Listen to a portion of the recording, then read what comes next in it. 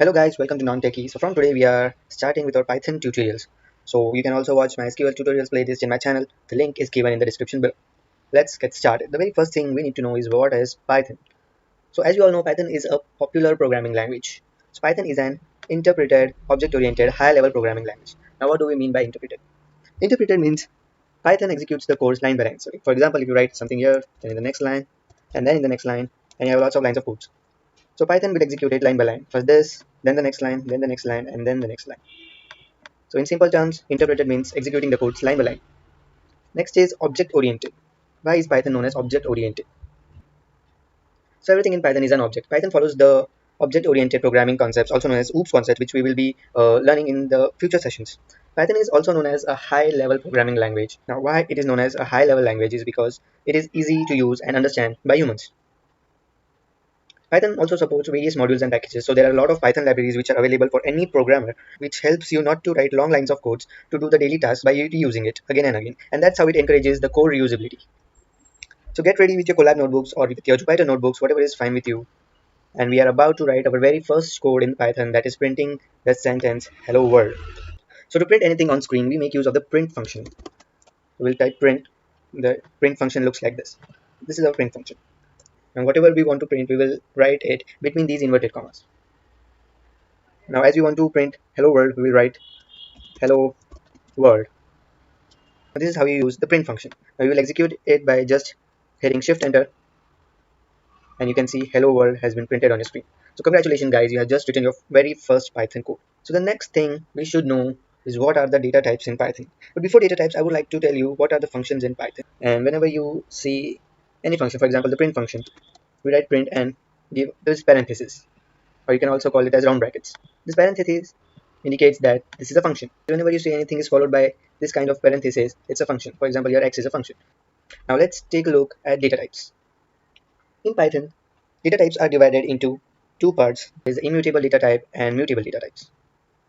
The immutable data types are the ones which once made cannot be modified or updated again. So once you assign any of these data types to your variable, they cannot be modified. On the other hand, mutable data types are the ones which can be modified later. So let's have a look on each of the data types we have in Python. So in immutable data type, we have int, that is integer, which are basically whole numbers. Then we have floats, numbers in decimals. Then we have strings, which are nothing but text. Then we have tuple, are always in parentheses. And they store value of any data type separated by commas. We will study each of these data types in separate videos in detail. Now let's see some examples of these data types. I will assign a value to a variable a. The value would be 1, 2, 3. A variable, which is your a, is nothing but which stores the values, so that you can call it later and you get the values in return. So if I print a, I'll get the value as 1, 2, 3. And if I want to know the data type of my values, I just have to use another built-in function, which is type, and just give a variable name and print it. So as you can see, it is an integer. Let's see an example of float. I will copy this and I will paste it here.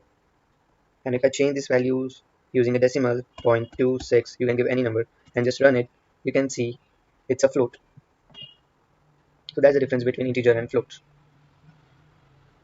Next is a string. We will assign another variable b, and I will write a text in here, non-techie. And if I print b, you can see non-techie. And if I show you the type of b, it says str, which are the strings. What are tuples? We will assign a variable c. We will use parentheses because tuples are always in parentheses, and we will give some value separated by commas. You can give multiple data types in here. For example, we can have an integer, we can have a float, we can also have strings. Now let's print c and c. You get your tuple. Now if I print the type of c, it says tuple.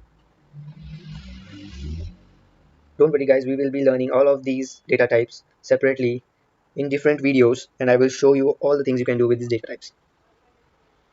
The next are the mutable data types. Mutable data types are the ones which you can modify later. The first are the lists. Lists are same as tuples. The only thing in the list is that you can modify it later.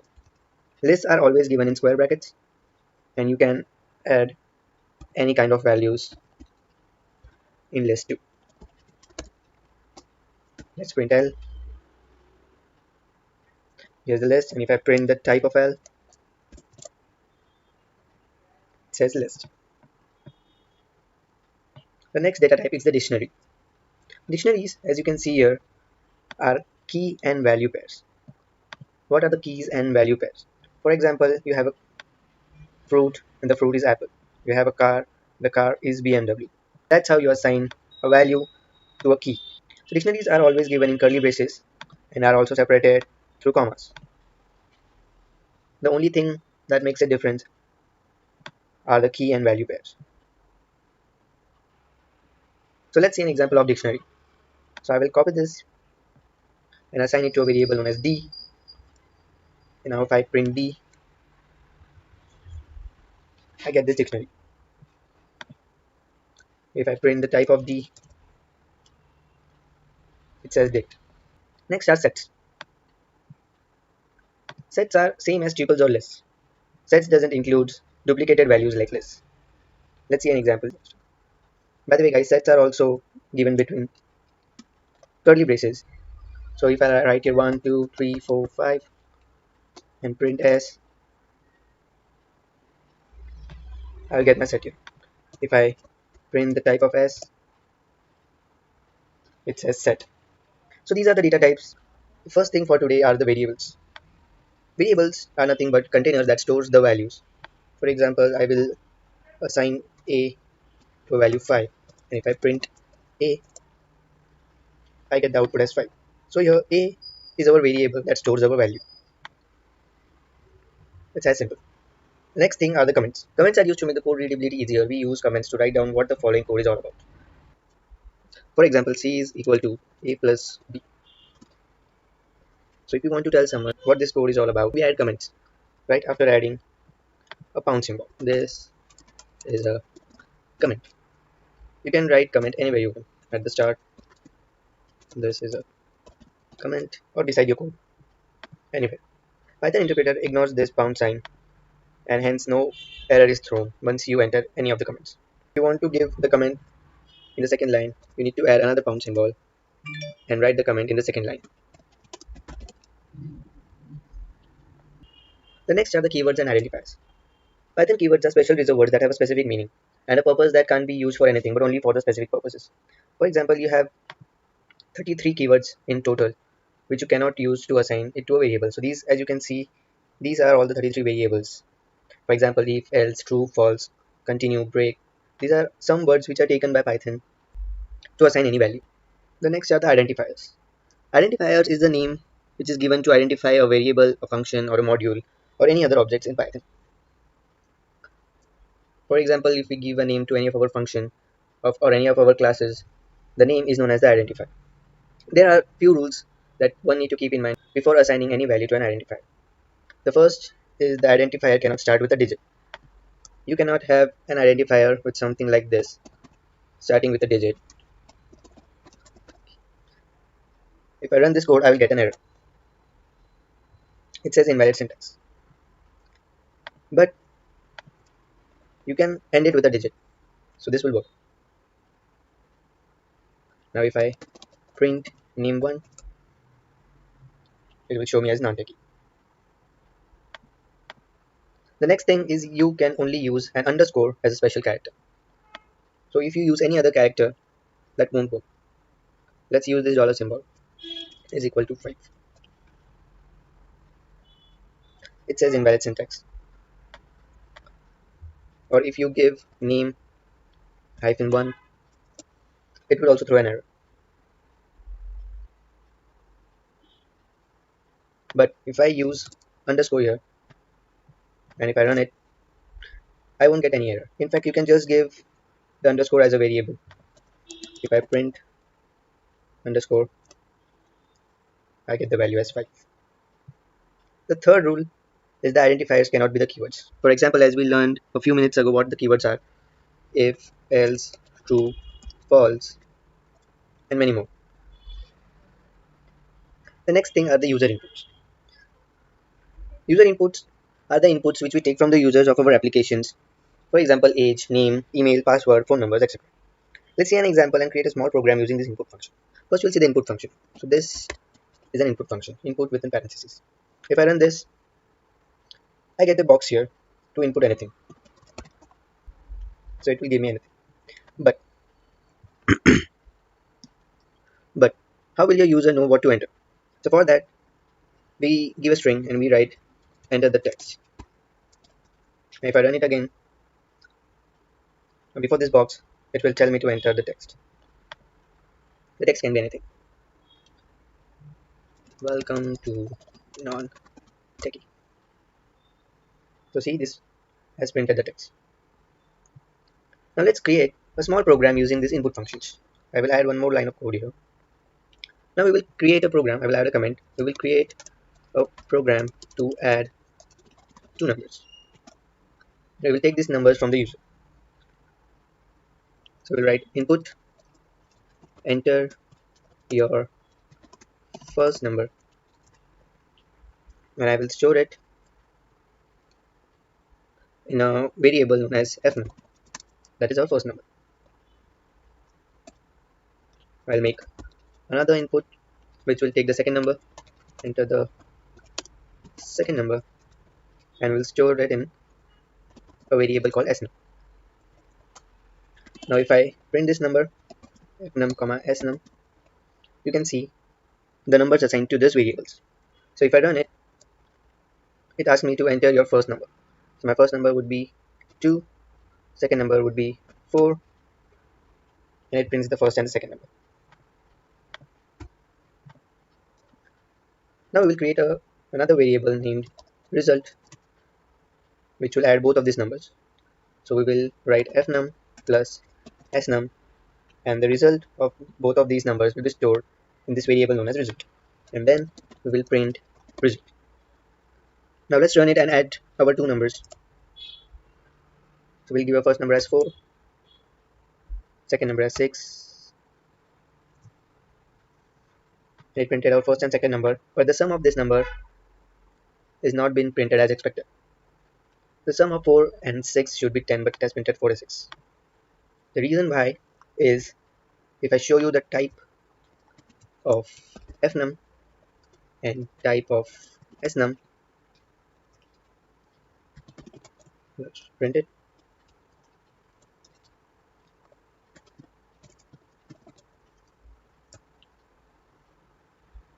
The first number as 5, second number as 8, and as you can see, the data type of these values is string. When you concatenate or when you add two strings, it gives you results something like this. For example, instead of the numbers, if I had written non as my first number and techie as my another number, I would get the result as non-techie.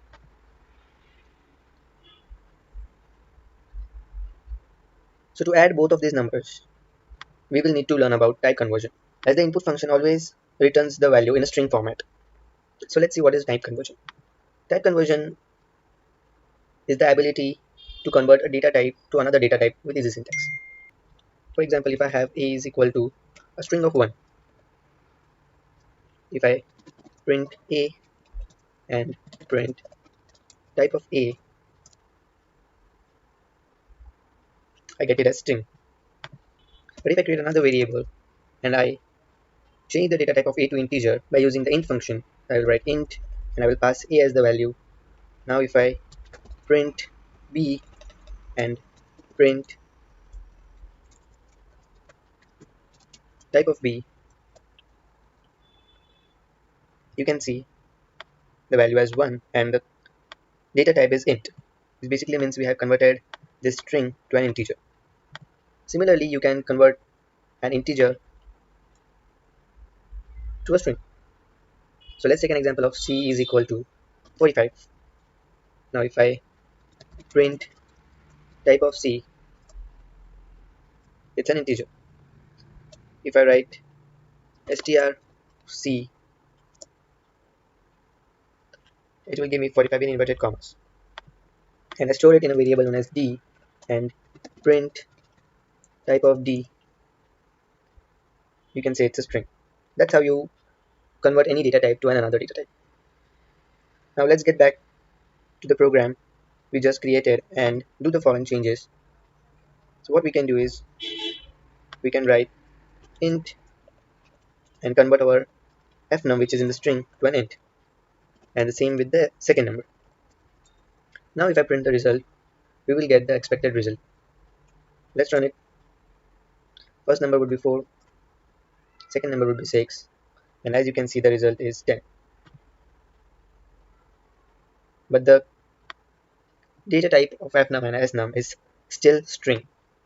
This is because we haven't assigned our integer conversion of string to a variable. The another way to do it is by writing or by converting the data type right after taking the input. So if I put int here, and for the second number also, and if I run it, let's give the first number as 8, second number as 7, the result is 15, and now you can see the data type of both the numbers is integer. So in this particular video we will be learning about the if else statements. So if else statements are basically conditional statements that we use to execute our code. So in Python, the if else statements allows us to execute different blocks of code depending on a certain condition. Now the if else statement in the Python is executed using the if and else command. Let's take an example of a particular piece of code in which we will be determining whether the given number is greater than 10. So I will first create a variable named num, and I will give the value as 5, and we'll check whether this num is greater than 10 or it is less than 10. So to check this number whether it is greater than 10, we will write our first condition that if num is greater than 10, we will print true, right? Else we will print false. That's all. This is the code, guys. If I run it, I'll get false as this number is not greater than 10. The number is 5 and it is not greater than 10. That's how we use if and else statements. Now the next thing is what if we have two conditions and then an else conditions. So here we use if, elif and else statement. Now let's take an example where we have to find whether the given number is greater than 10, it is less than 10, or it is equal than 10. So again I will create a new variable called num. Let's take a value 20, and we will just check whether this number is greater than 10, or is it less than 10, or is it equal to 10. So here we will write if num is greater than 10, print greater. Now here we will use elif for the second statement. Elif num is less than 10, we will print smaller. Else, now after if and else, the third condition we will give is the else. Now if it is not greater and if it is not lesser, then basically it means the number is equal to 10. So here we will write print equal. And now if I run this particular code, it says it is greater, and that's true, that 20 is greater than 10. Now if I have here 5, it will give us smaller. Now if I give you 10, it will give us equal. That is how if, elif and else statements work. Now we will see the nested if else statements. Now when we have our conditions, and within our conditions, that is nested if else, like if conditions inside an if else conditions. Let's take a login example where we have to log in into a web page using an email and a password. So first we will make a default email. I will write email is equal to nontechie@gmail.com, and our password would be 1234. Now here we will be taking a new email, which will be an input from the user. Enter the email. It will throw a dialog box where we will be entering the email, and this particular piece of code will check whether the email is equal to our original email, and then we will write the further. So the email will be stored in this particular variable known as new email. The next thing we will be taking a new password. New pass is equal to input, enter the password for the particular email for us to check whether the password is equal to the password stored in our database. Now we will be writing the conditions, and the final code which will execute this and which will help us log in into the particular web page.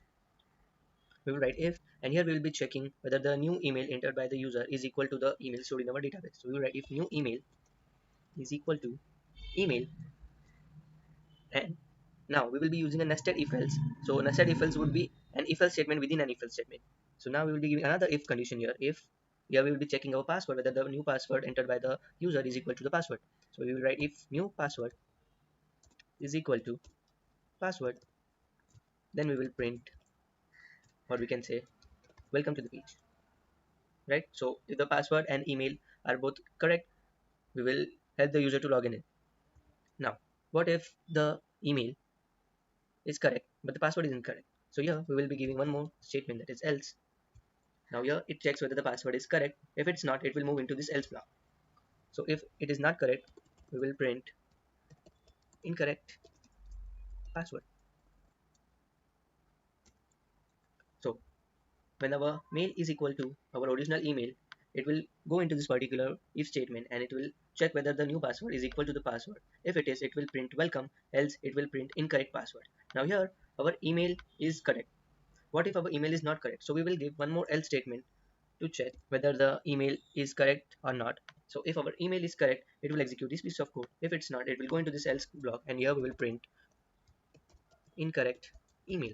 That's the code, guys. Now here we have nested if else statements, which means if else statements inside another if else statements.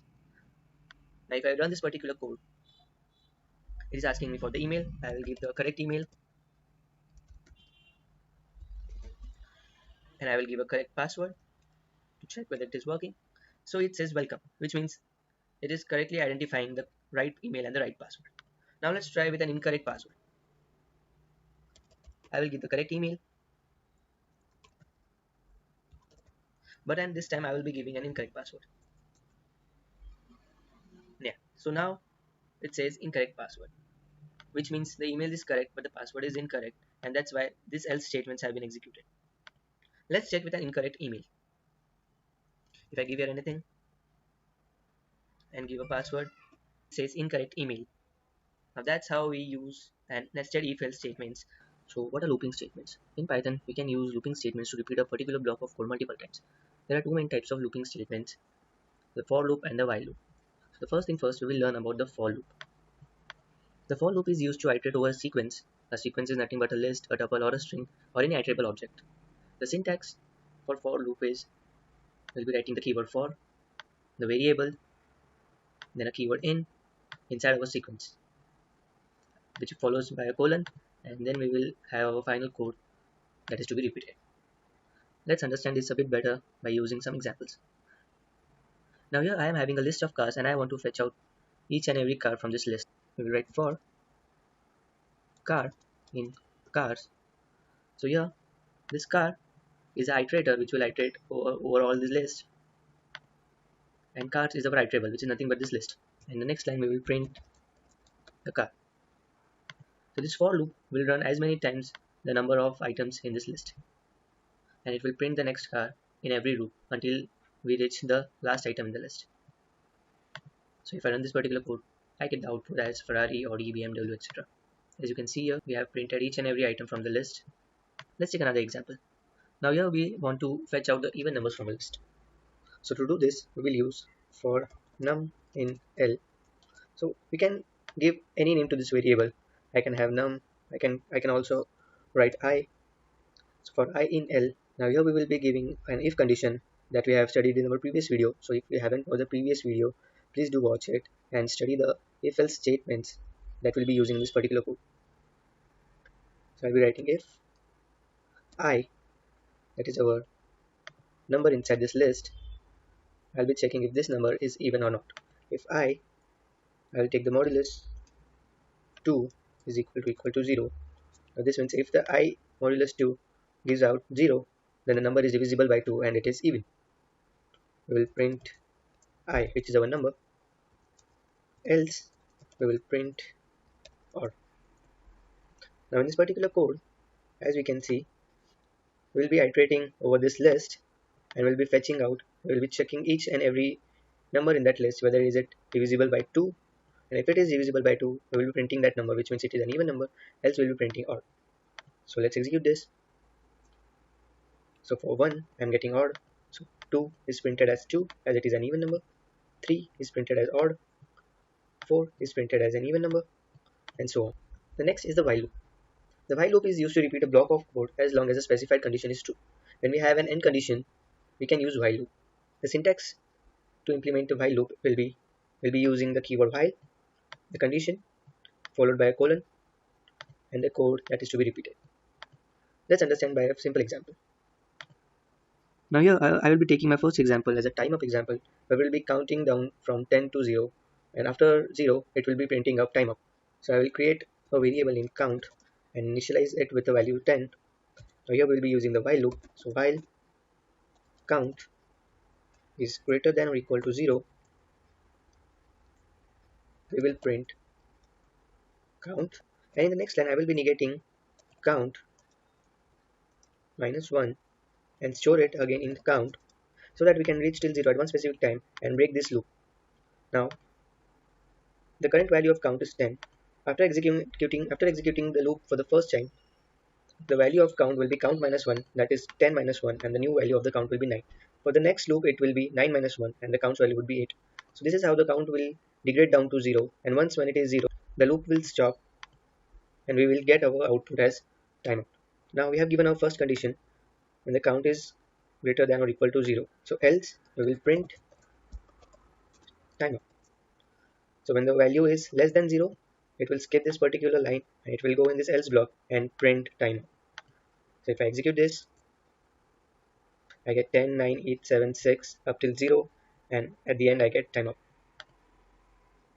So this is how you use a while loop. Let's see another example. So in the previous video we created a login function where we made the user to type in the email and password so that we can grant him the access if the password is correct. So by using this while loop we can keep on giving him the chances until he enters the correct password. Let me show you an example. First we will set a default password which will be our correct password. So we'll set password is equal to, let the value be non-techie, and now I will be creating another variable named new pass. So at first I will be initializing it with none. Now we will be giving our while loop. So while password is not equal to new pass, that means we are checking if this password is equal to or not equal to this pass, followed by a colon, we will give a condition. So here we will be taking an input from the user and store it in the new password. So I will give input, enter the password. Now here we will be giving the if condition. If password is equal to new pass entered by the user, then we will print access granted. Else, if it is not equal, we will print access denied, please try again. That's the code, guys. If I run it and I enter a wrong password, it says access denied, please try again. I again type in a wrong password, it will give me another chance, access denied, please try again. Now I will type in the correct password, it says access granted. So the loop will execute unless we are giving the correct password. That is the power of while loop. Now let's start with the next topic after today's session, that will be loop control statements. So in Python, the break and continue statements are used within the loops to control the flow of execution. When we want to skip an element or when we want to break a loop, we use break and continue statements. At first, we'll learn about break. What is the break statement? The break statement is used to exit or terminate a loop. When the break statement is encountered within a loop, the loop is immediately terminated and the program execution continues within the next statement after the loop. So we use the break statement to stop the loop once we reach to the specified condition. Let's take the example from the previous video where we have a list of the cars and we'll be printing the names of the cars. So in this, we'll break the loop when the car will be equal to Lexus. So we will write for I in cars, if I is equal to Lexus, we'll just use the command break. Else we will print I. Here I is each and every element in this list. So when I is equal to Lexus, our loop will break. Let's run this. So as you can see, we have the output as Ferrari, Audi and BMW, as the next thing was Lexus and the loop was stopped. The next thing is the continue statement. The continue statement is used to skip the current iteration of a loop and move on to the next iteration. When the continue statement is encountered within a loop, the current iteration is immediately stopped and the program execution proceeds with the next iteration. Let's take an example. Here in this list, we only want to print the even numbers. Continue will skip the odd numbers and help us print only the even numbers. For I in L, if I modulus 2 is not equal to 0, which means if the integer is not divisible by 2, then we can say the integer is an odd number. We'll just write continue as we have to skip it. Else we will print I. That's all. Let's run this code. So as you can see on the screen, we have only even numbers. So function allows us to organize our code, make it reusable and solve complex problems efficiently. So what are functions in Python? Functions in Python are named block of codes that perform a specific task. They are like mini programs within our main program. They are designed to accomplish a particular function. Functions provide modularity, reusability and help in writing clean and efficient code. Now there are mainly two types of functions in Python, the built-in and the user-defined. As we all have used the built-in functions such as print, length, input, etc. So today we will be focusing on how to create our own custom functions, that is the user-defined functions. So let's see how to create a user-defined function. Creating a user-defined function is easy. Let's dive into an example to demonstrate how it's done. So we will be creating a function that will let us know whether a given number is odd or even. So I will write def. A def keyword is used to define a function. So we'll write def, the name of the function, I will give is underscore even, and inside these brackets we can pass a parameter. Here I will be taking an input from the user that will be an integer. So I will write num, and in the next line we will write the code that we want to be executed after calling the function. So I will write if num modulus 2 is equal to 0, then return even, else return odd. So that's how we create a function. So in this example we define a function called isEven that takes a parameter num which should be an integer and returns whether it is even or odd. Now to check how it works, I will write isEven and I will pass 5 and run the code. Now it says odd. That means our function is working correctly. Now as we know, this function only takes integers. What if the user have passed another data type in the function? Let's say if I pass a string ABC in this function. Will it work? Pause the video and comment down your answers. Now if I run it, it will definitely throw me an error as it only takes an integer. So what can I do to handle this error? While writing functions, it is essential to handle errors gracefully, and that is where we use terms like try and except, which can handle any type of error. Now let's see how to use it. So I will copy the code, and before this execution I will write try followed by a colon and put this piece of code inside the try block, and after that I will write except followed by a colon, and here we will be handling our error. So we'll print error occurred and we'll be defining what is the error. So we'll write please enter a valid integer. If I say is even and pass ABC and run it, now it won't throw any error and it will print out the message. Now you know how to handle the errors, you stand out of the crowd. And as I promised, it's time for me to reveal the tool that you can use to debug or check the functionality of your code. So if I go onto the Google and type in Python tutor and click on the first link and here select Python. Now here if I paste my code and call the function isEven and pass a string ABC just to check how this works, I will click on visualize execution. So on the left side we have our code and on the right side we can see the output of each of the line of this code. So here if I click on next, we can see an object is created named function isEven. And if I again click next, it will call the function. And if I again click next, it will jump onto the last line where we have called the function. And once the function is called, it will move inside the function and try to execute whatever it is inside the function. So here it will be going in the try block. We already know this code is going to throw an error. So it will go into the try block. And if I click on next, it sees an error. So the code will be passed to the except block. And on the screen, we can see the error message printed, which you can see here. This is how you can use this powerful tool to understand the flow of your code and can easily debug the error. Remember, it's crucial to handle errors effectively within functions to maintain the stability of our programs. By utilizing try except blocks, we can catch and handle errors gracefully. And now you have the power of using Python tutor, you can write amazing Python codes. So before creating a Lambda function, let us know what it is. So a Lambda function, also known as an anonymous function, is a feature in Python that allows you to create small one-line functions without having to define a formal function using the def keyword. As we create a function using a def keyword, we create the Lambda function using Lambda keyword. So let's head to the screen and see how can we use it. So as you can see on the screen, I have created a function named square, which takes the input x and returns the square of the x. So if I write square and pass a number 5, I get the square of 5. Let's see how we can do it using the lambda function. So I will write lambda, give an input x, colon, after colon we have to write the output. So we need x raised to 2, that is the square of x. And if I run it, I get a lambda function, so I will save it in a variable.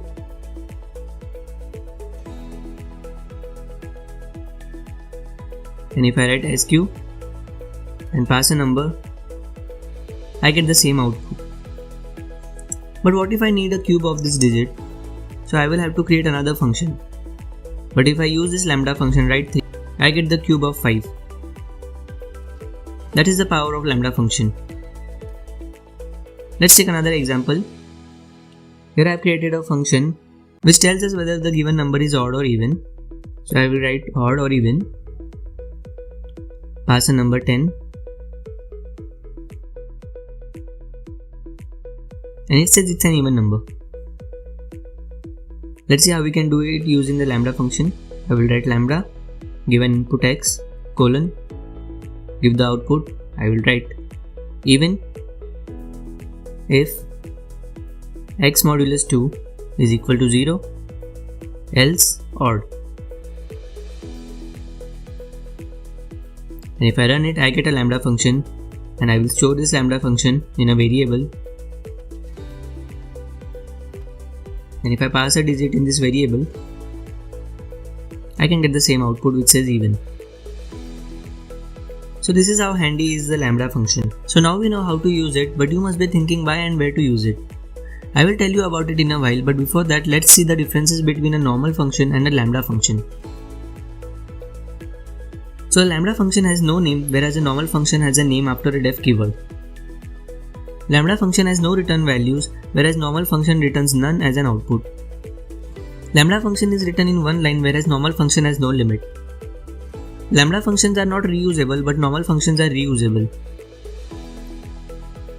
Now that we know the differences, let's see why we use lambda functions. So lambda functions are mainly used with higher order functions. But what are these higher order functions? So a higher order function is a function that takes a function as an input or returns a function as an output. Let's see some examples to concrete the understanding. So as you can see on the screen, I have the square function which will give us a single value.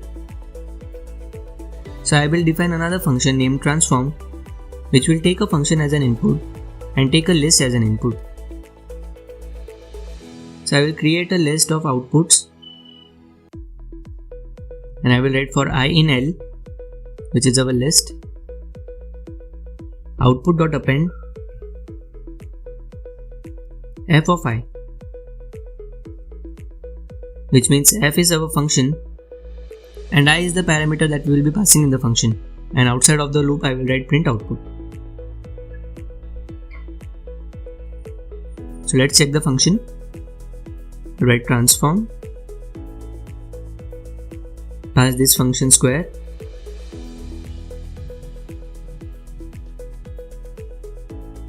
comma, a list,